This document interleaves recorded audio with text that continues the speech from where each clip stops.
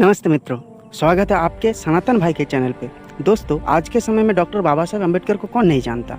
हमारे संविधान के रचयिता थे वो, जिस संविधान को सारे देशवासी मानते हैं और बाद में उनके नाम पे पार्टी भी बन रही है जो जय भीम तो बोल रहे हैं और बुद्धिज्म को सपोर्ट कर रहे हैं, मगर इनके ऊपर बाद में वीडियो बनाएंगे। आज मैं बात करने वाला हूँ इन सब लोगों के पिताजी डॉक्टर बाबा साहब अम्बेडकर के बारे में।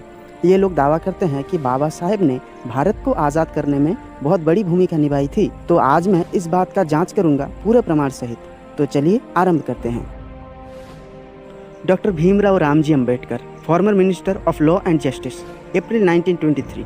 ये वो तारीख है जिस दिन बाबा साहेब अपने कोलंबिया यूनिवर्सिटी का पढ़ाई पूरा करके भारत लौटे। उसके बाद उन्होंने उसी साल बहिष्कृत कल्याण समिति बनाया जो भारत के पिछड़े वर्ग के लोगों तक शिक्षा पहुंचाने का काम करेगा।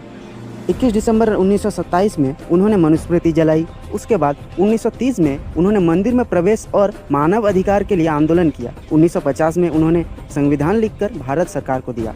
अरे, अम्बेडकर के बारे में ये सब बातें सुनकर आप तो अम्बेडकर को बहुत अच्छे देशभक्त और अच्छा आदमी समझने लगे। ये बातें अम्बेडकरवादी लोगों के दिमाग में ऐसा भर दिया गया है जिससे उन्हें यही याद आता है, मगर ये आधा सच है दोस्तों। पूरा सच हम आपको बताएंगे।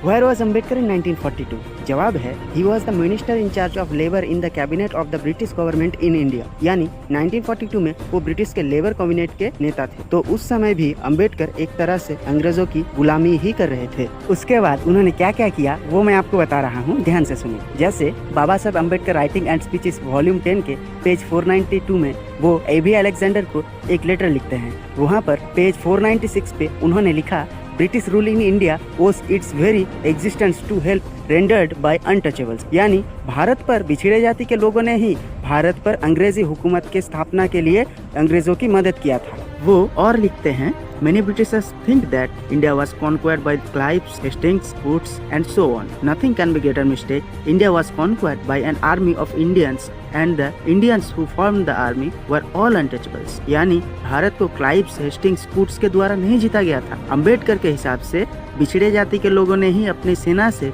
भारत को अंग्रेजों के लिए गुलाम बनाया था। आगे पढ़ते हैं।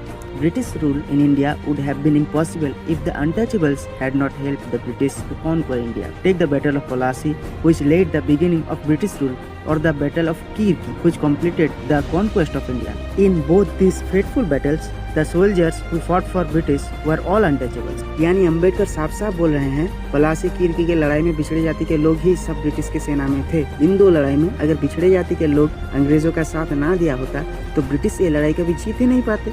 यानी मेरे पूर्वज नहीं, नीची जाति के हर परिवार के पूर्वजों को अम्बेडकर गद्दार बोल रहे हैं। मैं भी इसी कास्ट से बिलोंग करता हूँ, मगर मैं ये बिल्कुल नहीं मानूंगा कि मेरे पूर्वज कभी अंग्रेजों का साथ में हाथ मिलाकर भारत आक्रमण करके भारत के लोगों को गुलाम बनाया था। बिल्कुल नहीं मानूंगा मैं ये। अगर मेरे सामने अगर कोई बोलेगा ना तो मैं उसको पहले चप्पल से मारूंगा फिर बात करूंगा। अगर आप लोअर कास्ट से बिलोंग करते हो तो आपके पूर्वजों के ऊपर भी इतना बड़ा इल्जाम लगा रहे हैं अम्बेडकर। आप ही सोचिए ये ठीक है या गलत है। उसके बाद 497 पेज में ये तक कह डाला कि 1897 की क्रांति में दलित ही ब्रिटिशर्स को जीतने में मदद किया था, नहीं तो वो हार जाते। तो अंग्रेजों के अच्छी नजर में आने के लिए अम्बेडकर कुछ भी कर सकते थे, ये आप लोग समझ गए होंगे। What Congress and Gandhi have done to the untouchables, जिसे अम्बेडकर ने ही 1945 में पब्लिश किया था, उसमें अम्बेडकर ने तो हद ही कर दिया। उन्होंने बार बार ये उल्लेख किया कि भारत का पिछड़ा वर्ग कभी भी आज़ादी के लिए ना कभी युद्ध करा है ना कभी युद्ध करेगा।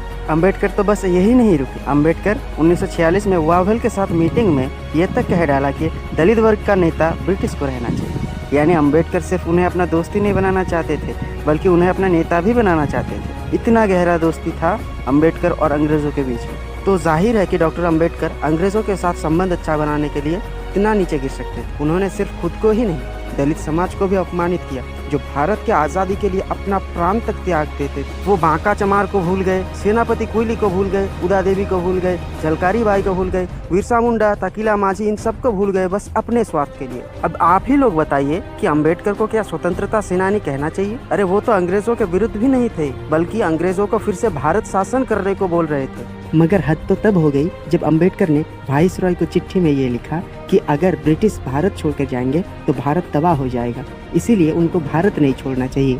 मतलब वो एक तरीके से भारत को आज़ाद भी होने नहीं देना चाहते थे। मुझे पता है ये विश्वास करना थोड़ा कठिन है, मगर सच्चाई यही है। अब आप लोग ही सोचिए उनके जो भक्त हैं वो कितना झूठ बोलते हैं। उन भक्तों से मेरा एक ही निवेदन है, अगर तुम्हारे बाबा साहब ने इस देश को स्वाधीन करने के लिए, इस देश को आज़ाद करने के लिए ब्रिटिशों के खिलाफ कुछ भी आंदोलन या कुछ भी किया हो तो मुझे वो दिखा दे प्रमाण से। मैं ये कभी नहीं बोल रहा हूँ कि डॉक्टर बी.आर. अम्बेडकर ने देश के लिए कुछ नहीं किया, लेकिन ये अम्बेडकरवादी पार्टी के लोग खुद इतना ज़्यादा लोगों को भ्रमित करते हैं कि मुझे मजबूरन ये वीडियो बनाना पड़ रहा है। इस वीडियो का उद्देश्य सिर्फ लोगों तक सच्चाई पहुंचाना है।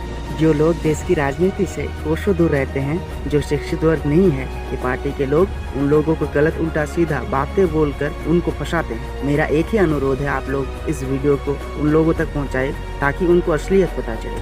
आज के लिए इतना ही। अगर आप लोगों का आशीर्वाद हो तो नवबौद्ध के ऊपर मैं और भी वीडियो बनाऊंगा। थोड़ा परिश्रम और अध्ययन करने के बाद मुझे ये सब मिला है, तो आप लोग मुझे सहायता करें ताकि मैं इन जैसों की असलियत लोगों के सामने ला सकूं।